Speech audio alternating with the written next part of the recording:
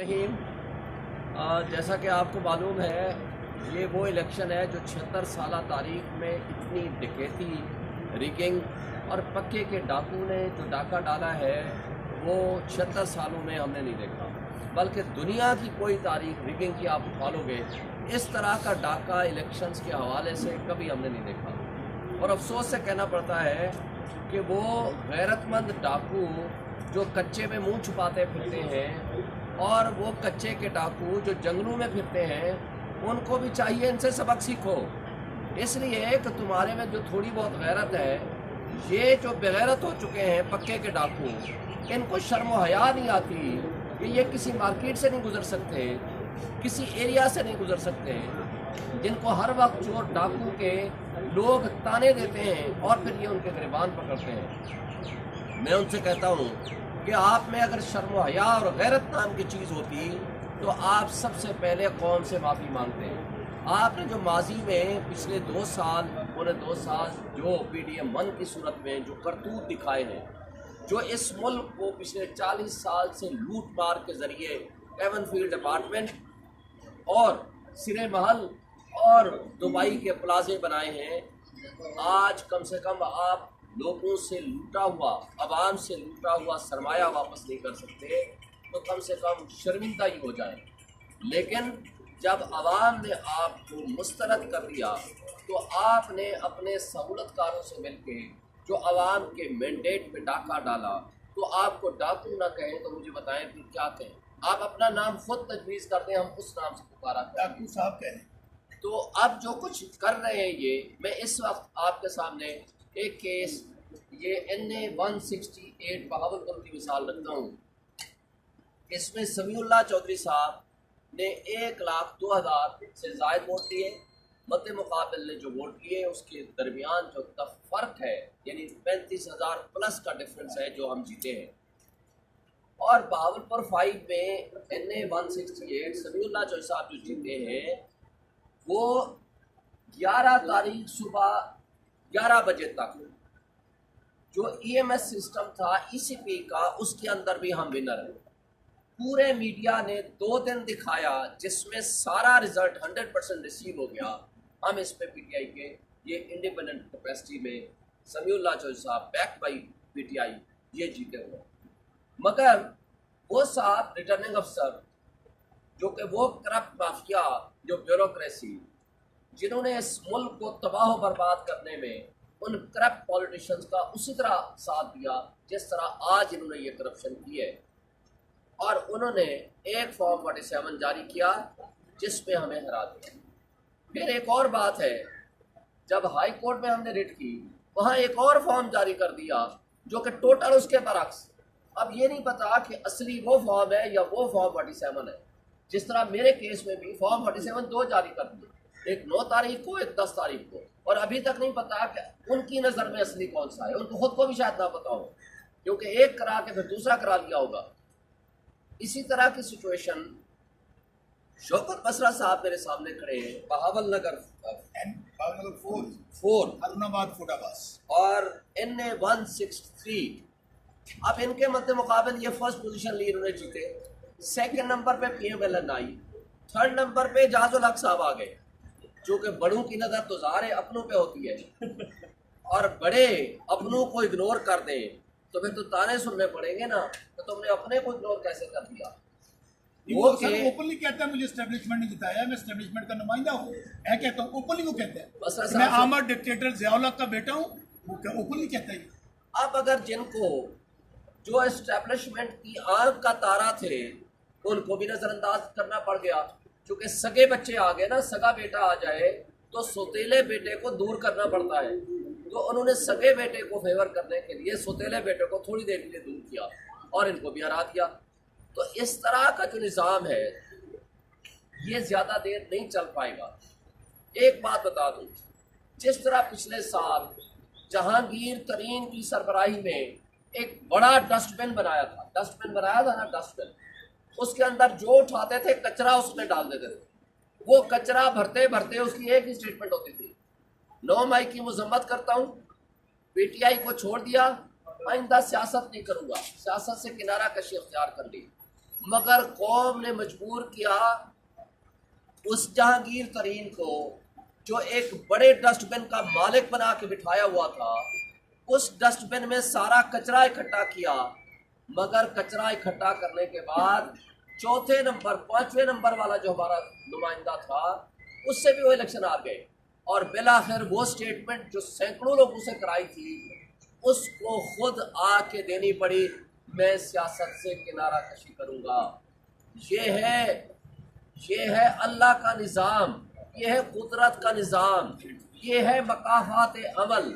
यानी जिन लोगों से तुम जोर ज़बरदस्ती के ज़रिए या लालच के ज़रिए या तशद्दुद के ज़रिए या फाइलें दिखा के जिनसे आप कचरा दान में लोगों को फेंकते थे, वहाँ जिनके तुम चैंपियन और चेयरमैन बनाए गए थे, जो किंग्स पार्टी बनाई गई थी, तुम्हें आकर वही स्टेटमेंट देनी पड़ी जो तुम लोगों से ज़ोर ज़बरदस्ती से लिया करते थे कि मैं सियासत से दस्तबरदार हो रहा हूँ।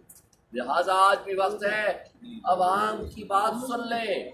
इससे पहले कि अवामी इनकलाब आए, इससे पहले अवामी इनकलाब पर अमन तो आ चुका है, इससे पहले कि वो इनकलाब आए जो इनकलाब आप खूनी इनकलाब की सूरत में देख रहे हो।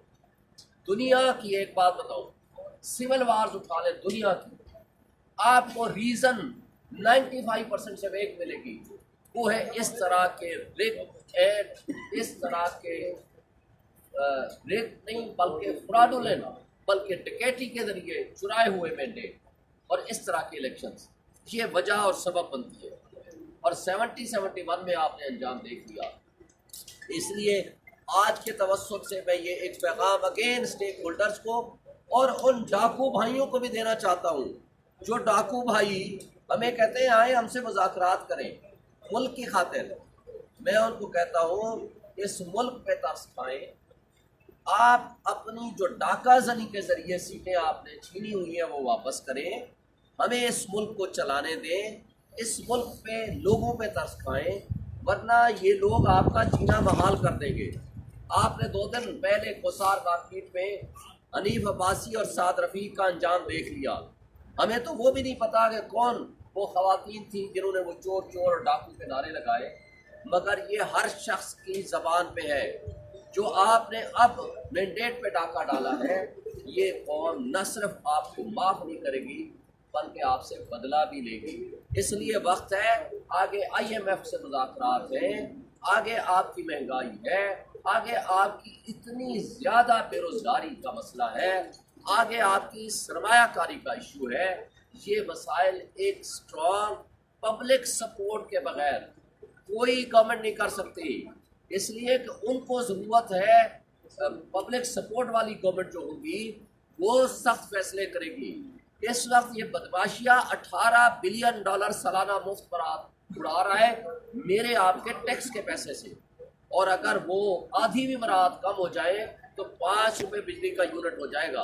और ये भी वक्त है अभी पब्लिक सपोर्ट की गवर्नमेंट को आने दो, ताकि वो रिफॉर्म्स करें और वो बदमाशिया को दिए जाने वाली जो मुफ्त बरात है उनको कम करें, लोगों को, आम आवाम को उनको बेनिफिट्स दे सकें।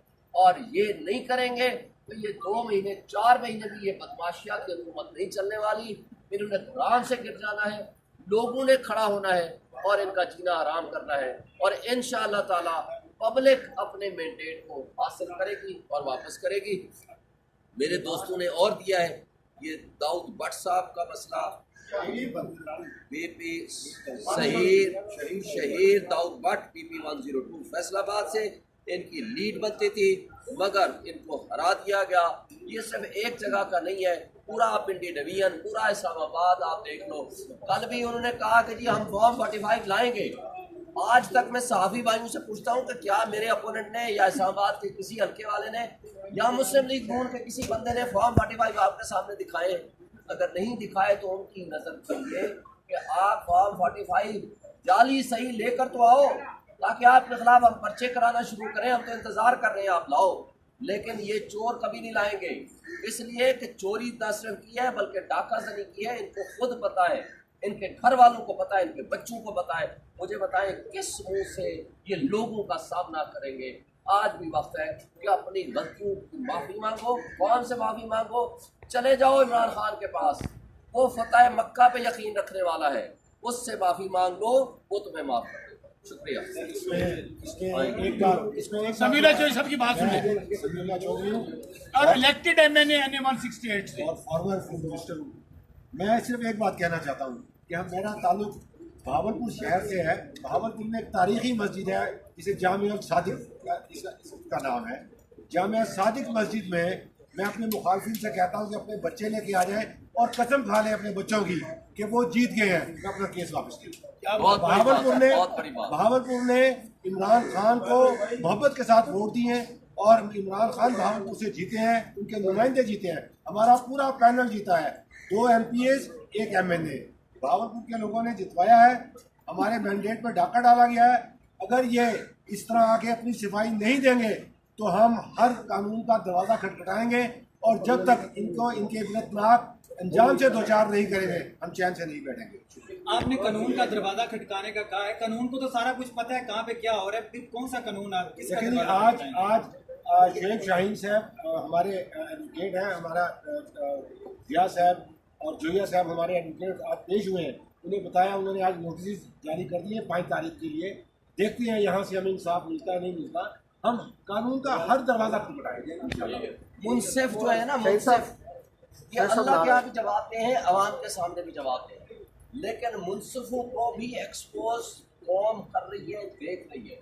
मुनसिफ अगर बेईमानी करेगा इस दुनिया में भी भुगतेगा, अगले जहान भी भुगतेगा। हम इस वक्त मेरा और इनका सिर्फ हक नहीं है कि हम नुमाइंदे हैं, ये अवाम का हक है। हक की हुक्मरानी अवाम का है।